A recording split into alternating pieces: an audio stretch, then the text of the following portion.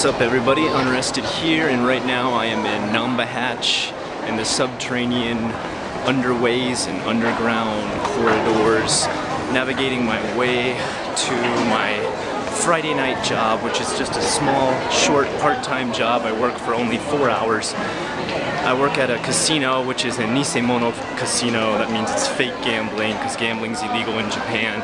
And pretty much people just win chips they can turn in for a prize.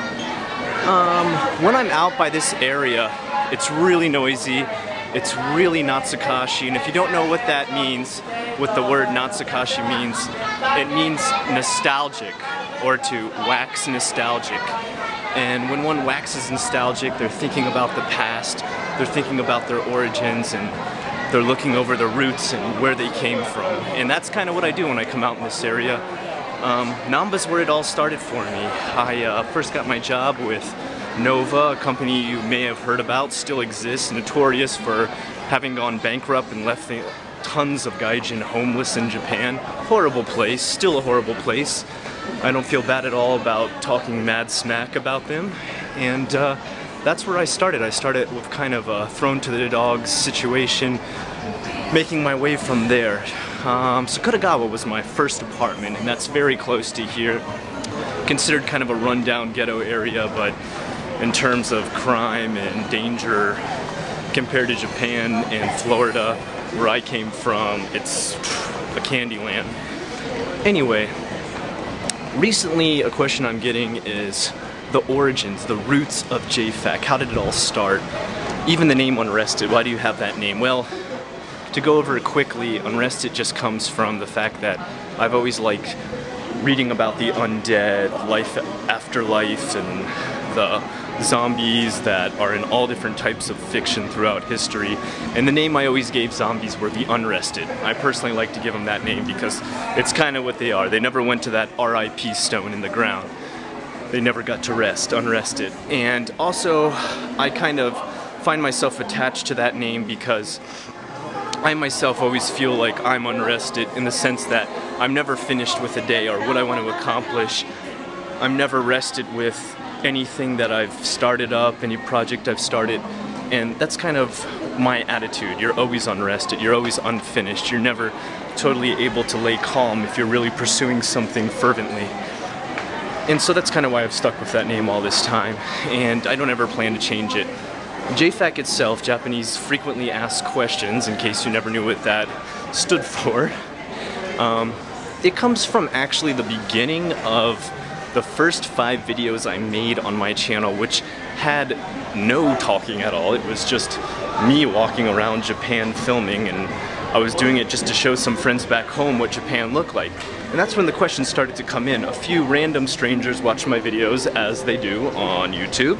Totally okay. And I was surprised. They started asking me like really important questions about coming here themselves, visiting here, what areas were good to see, and I thought, well, I wish someone would have answered that for me before I came. I wish someone would have told me how to get a visa, or, you know, walk me through it.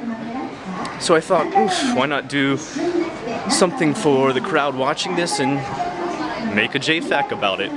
And I made my first one, and it was absolutely horrible.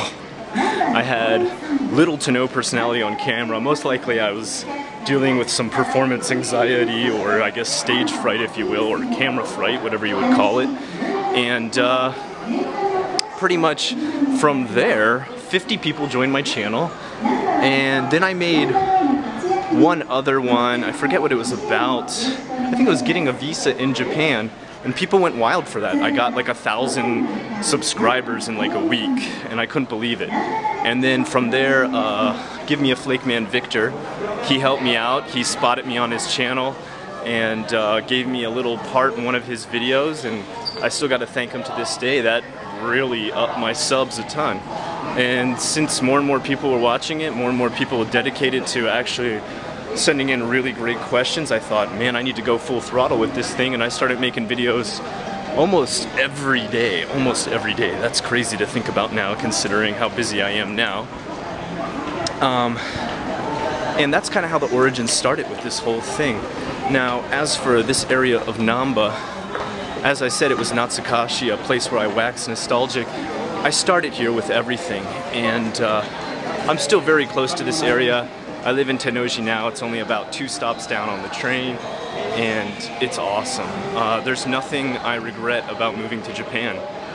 Pretty much it's given me everything I've ever wanted. A great job, I've got a great house. I bought my house actually here, something I could never freaking do in America because I never had enough money. And I started a family, something I totally didn't expect to do. My thing was just to pretty much make it past a year here. I had some friends who had already done it. They couldn't make it more than a year, and I wanted to prove to them that I could just make it a little bit longer. They didn't really believe in me too much, but they said go for it, and they are quite surprised that I am still here. Anyway, moving on to the point of this whole video, that's how JFAQ got started. That's how I arrived in Japan, and that's my big story. And I wouldn't have it any other way. It's kind of something I'm proud of, not to toot my own horn or shout about how awesome I am, because as I've said before, I'm just your average American who made it here.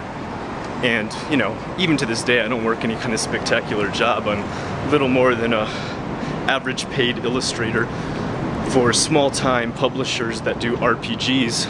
And even then, it's for overseas publishers. Most of them are not here in Japan. But I just got lucky enough to network into that. But I too started where a lot of people start here, as a teacher. And unfortunate for me, I was thrown to the dogs, as I said, from Nova. And from there it all really started. I had to learn a lot about Japan. I had to learn to speak by myself. I had to learn how to find an apartment. I lost that because the company went bankrupt because they gave me my apartment when I got here. I had to learn how to establish even the small things like electricity, water, internet, and get acquainted with every aspect of speaking to people in Japanese. And now today it's accumulated to a point where I still want to perfect my language. I'm not perfect when I speak. I do have some grammatical errors, and of course when it gets into really difficult subjects such as politics, science, etc., etc., I find myself at a loss for words. So that's what brings me here to this job where I pretty much consider it a free Japanese lesson. I go ahead and work for 4 hours. You can only speak Japanese there, as our customers are only Japanese and they don't speak any English. On top of that, it's pretty intense. You've got a flurry of customers constantly coming at you with multiple questions. You're exposed to all sorts of new vocabulary. Some customers, of course, want to chat it up with a gaijin because they've never seen one before, and that leads to a bunch of new conversations too. And on top of that, you just got to listen to a lot of orders from your boss, make sure you're keeping people happy, and it's a lot to do. Now, is it something that I could survive on if I didn't have my normal full-time job? No. It pays awful. It's, you know, one of those very low-paying jobs that maybe a kid out of college would have, and it's not something I would ever suggest supporting yourself with. But my biggest thing, people always ask, Scott, you know, how can I study Japanese when I get there? What book is the best? No book is the best. All the books in the world aren't going to teach you Japanese. What's going to teach you Japanese is speaking Japanese. Come here, get one of these teaching jobs that'll let you stay here with the visa, the work visa, and then if you can, get a side job, get something small. Get one of these tiny jobs I'm talking about. Study your ass off and use it at work, and you too will eventually be able to speak Japanese.